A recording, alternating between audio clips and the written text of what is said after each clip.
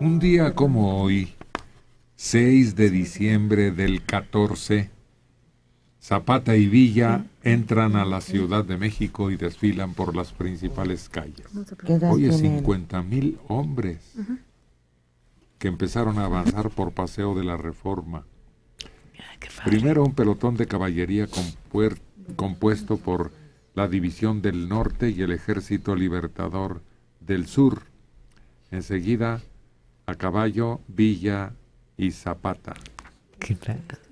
Fíjate que cuentan como anécdota que en el trayecto Villa perdió su kepi que cayó al suelo y Zapata, mostrando sus grandes dotes de charro sin bajarse de la montadura todavía en movimiento, se agachó y recogió la prenda entregándosela al centauro.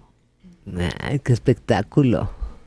Culminó cuando se sentaron en la silla presidencial en una fotografía que todavía anda por ahí y que pues recrea la vista, ¿no?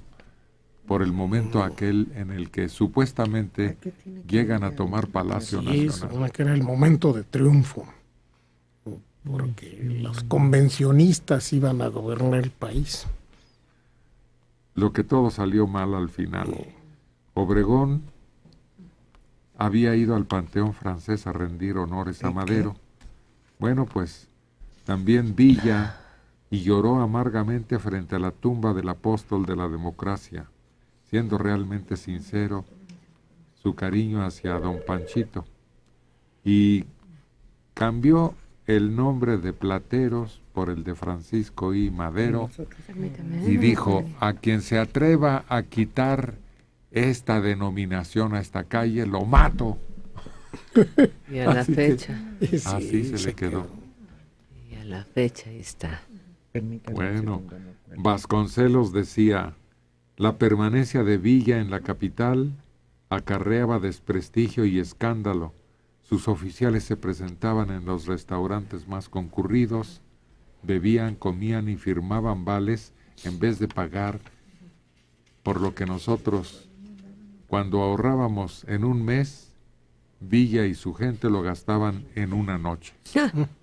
El alcohol hizo muchos estragos entre villistas y zapatistas, que por cualquier razón terminaban dándose de balazos.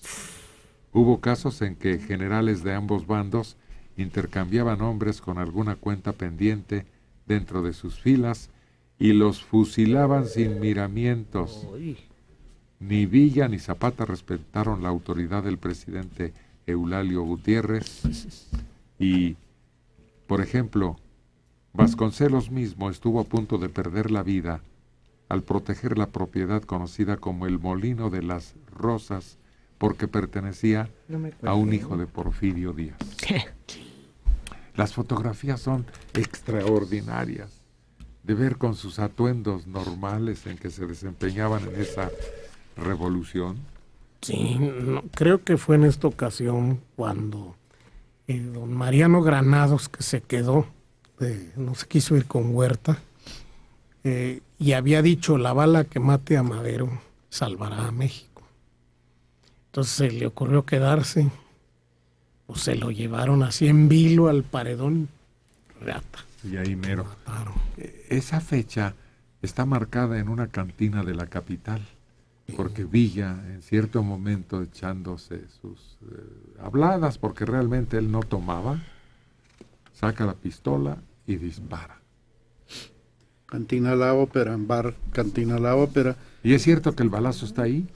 Está el balazo, pero no fue Villa. Unos lo atribuían al malevo general que lo acompañaba. ¿Fierro? A Fierro. Pero un mesero viejo de apellido Pichardo, alguna vez que me escuchó platicar con unas personas sobre que había sido Fierro el que había tirado el balazo, porque Villa no iba a cantinas, no se emborrachaba. Me rectificó y me dijo que eso lo hizo el abogado del diablo. Recordarás Bernabé Jurado. Que Bernabé Jurado llegaba, era un tiempo en el que esa cantina era visitada por todos los abogados que tenían despachos en la calle de Madero. Era casi un feudo particular de ellos. Y Bernabé Jurado llegaba y sacaba la 45, la ponía encima de la mesa. Cuando él se sentaba ya le servían su medio vaso de coñac. Cuando se estaba tomando ese medio vaso de coñac ya le ponían el otro. Pero un día llegó y no había vaso. Y despotricó, mentó madres, etcétera, y le llevaron de mala gana el medio vaso, pero no le llevaron el siguiente. Entonces furioso dijo, a ver, hijos de la trompada, si así me atienden, y tira 2 balazos al techo. Son 2. La clientela corrió fuera, no pagó nadie, etcétera. Le llevaron su vasito, se lo bebió y se largó. El dueño del restaurante era un señor que tenía además el bar Alfonso. Era propietario del bar Alfonso. Actualmente su hijo Lesmes es el que lo atiende. Se le ocurrió la buena idea de en el techo falso ese de... Plafón. La manta esa que se ponía. Cielo raso. El cielo raso, sí. Quedaron los 2 agujeros. Lo que hizo fue tapar uno y el otro circundarlo con pintura para que se distinga. Y a todos los turistas llegan y les dicen, ahí Pancho Villa tiró ese balazo.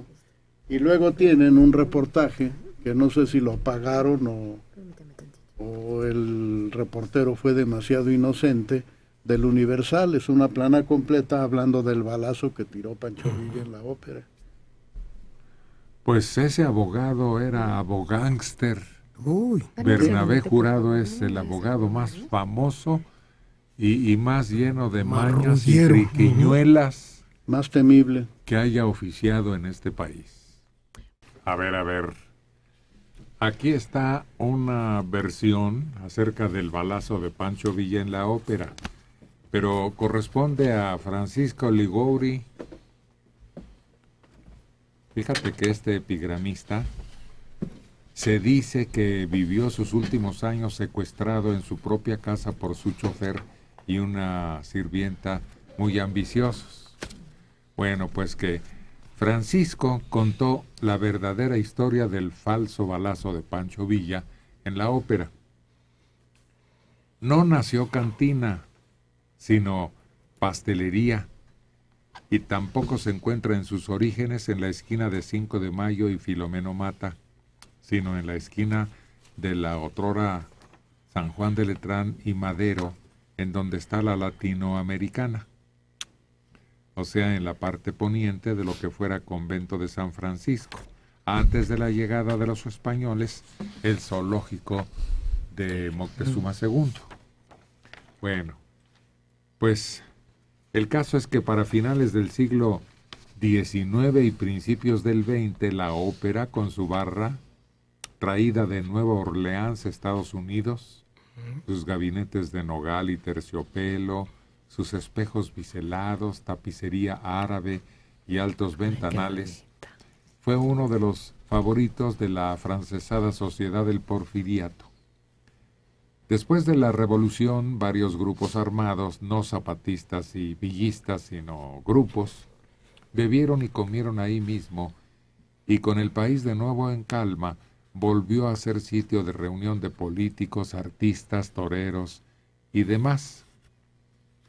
A mediados de la década de los 50, Bernabé Jurado, arquetipo de México, aquel que sacara a William Burroughs de la cárcel en tan solo 13 días después de que este hombre asesinó a su esposa, en una borrachera desenfundó su pistola y al pretender dispararle un balazo a otro briago, uno de sus acompañantes lo cogió de la mano y la bala se fue a incrustar en el techo, en el gabinete del lado oriente de la ópera. La marca ahí sigue, y cuando se volvía más turístico del jet set internacional, a alguien se le ocurrió decir que se trataba de un balazo de Pancho Villa en plena revolución, que entró a caballo a la cantina y sin más disparó al aire. Este es el relato que cuenta Bernabé Jurado. Sí, porque el caballo pues no entra. No entra. Es muy estrecha la entrada. Chiquito. Es muy repleto de muebles y de mesas. Pues el caso es que hay dos cantinas muy célebres en México. El Nivel. ¿se ¿Cómo acuerdan? no? Recuerda que el propio Pancho Liguori era miembro de la Orden de los Nivelungos, que eran los asistentes frecuentes de la cantina El Nivel, que estaba en el Zócalo, en la esquina de ¿cómo se llama? Moneda y lo que es más adelante. esa Argentina. Argentina. ¿no? Sí. El Nivel tiene, si no mal recuerdo, el permiso de venta de alcoholes número 1. Sí, así es. Sí, ¿Y es la que pertenece a la UNAM? Sí, así es. Sí, son ¿verdad? propietarios Sí. ellos del local. Sí, del Se local. les ha propuesto reabrirla como un monumento nacional y se llamaba El Nivel porque ahí afuera estaba la estatua con el nivel principal respecto a la superficie A la ubicación. del lago de Texcoco, al nivel del lago de Texcoco, que era como 3 metros. Es decir, el centro estaba como 3 metros arriba del nivel de las aguas del lago de Texcoco.